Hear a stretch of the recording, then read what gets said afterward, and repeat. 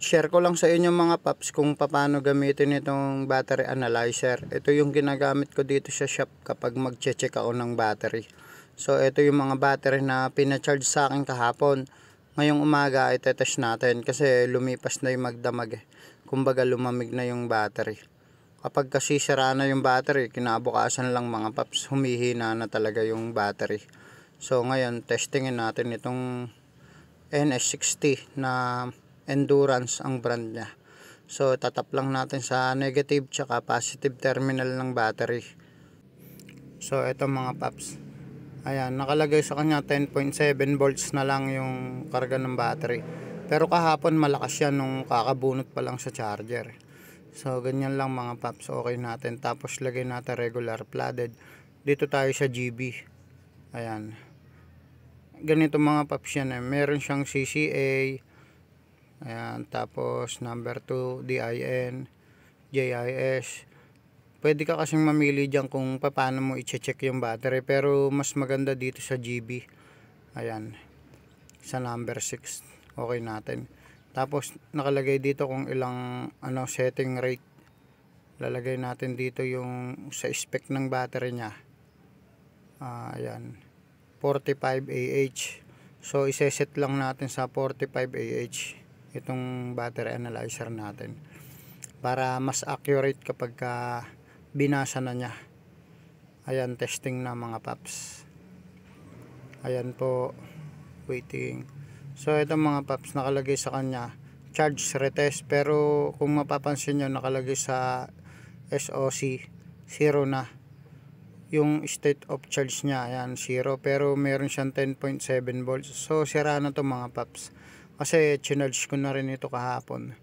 Talagang hindi na siya lumalakas, sira na yung battery. So pwede itong gamiting tester na to kahit sa malalaking battery tsaka sa mga pang motorcycle battery.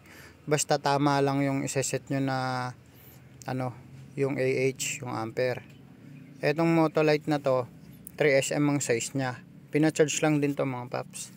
Ang kagandahan dito sa tester nito, may ilaw na kagad siya, makikita mo na kung ilang volts. So yan, nakita natin 10 volts lang din. Ayan, okay natin. Tapos battery test, okay lang natin. Tsaka regular flooded itong battery, okay natin. Ayan mga paps. Tapos dito lang din tayo sa GB. Itong Motolite na to, wala siyang nakalagay kung ilang AH. So i-assume na lang natin na 70 AH itong Motolite na 3SM. Ayan, set natin sa 70 AH.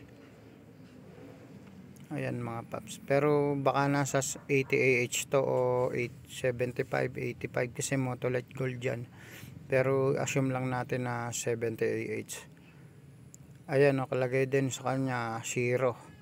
So charge retest, kahit paanong charge retest gawin natin dito, pag 0 na yung SOC, sira na talaga yung battery mga paps. Kasi kung mapapansin mo, may 10 volts pa siya pero nakalagay 0 na.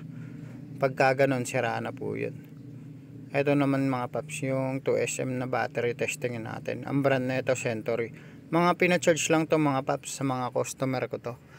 Testingin lang natin kung bumababa yung karga kasi kinargahan ko siya kahapon. So hindi naman kinuha nung bandang hapon na. Kinabukasan ngayon check natin yung battery, baka kasi humina. Ito mga paps, nakalagay 12.9. Pagka ganyan, hindi naman ulit malakas yung voltage, good battery. Kaya kailangan testingin natin dito sa battery analyzer. Kung minsan kasi malakas pa yung voltage pero mahina na yung CCA, so hindi na rin siya po pwede sa pang sasakyan. Ito naman 65 yung nakalagay, so i-assume natin na 65 AH itong battery na 2SM. Iseset lang din natin yan dito sa tester. Ayan mga paps, ayan 65. Mas nagustuhan ko ipag-check dito sa GB compare sa CCA. Ito kasi palipat-lipat mo lang kung ilang ampere. Ayan, good battery. Tapos yung CCA nya 575. Yung SOC nya, yung state of charge 98%. So good battery, okay pa yung battery na to. Pwede pa tong gamitin sa mga sasakyan mga paps. Kumbaga pang second hand ba. Ito naman mga paps, yung Amaron battery, may nakalagay sa kanya na kung ilang AH, ayan o, 90 AH. Tapos yung Amaron Go nakalagay sa kanya 70 AH. Ayan. Yung iba kasing mga battery ngayon may mga nakalagay na sa ano niya, sa sticker kung ilang AH. Ayan o. Sa mga box, ayan, 37 AH, ayan, NS40 yung size nun. So depende sa size ng battery. Kapag maliit yung battery, mas mahina lang yung AH. Etong Megaforce na 3SM 85 AH, tapos itong Yokohama 85 AH din, ayan mga paps. So yun na, i-share ko lang sa inyo mga paps kung paano gamitin itong tester na nabili ko online. Ayan o. Maganda kasi ito, matibay pa siya. Kahit na babagsak-bagsak good pa naman siya. Ilalagay ko yung link nito sa comment section para nang sa ganun kung gusto mong mag-order, click mo lang yon. Sa Lazada siya nabibili mga paps.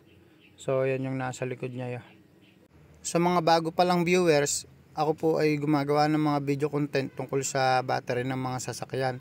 Meron po akong YouTube channel, Battery PH, search nyo lang po. Pa-subscribe naman ako. Tapos eto, meron siyang kabitan dyan. Hindi ko alam kung para saan yan, kung pang update o para sa printer. Hindi ko na kasi ginagamit, kaya tinakpan ko na lang para hindi siya mababasa ba. So yun lang guys, maraming salamat po sa panonood. Ayan o, sana nagkaroon kayo ng konting idea. Yun lang po, sana nakatulong.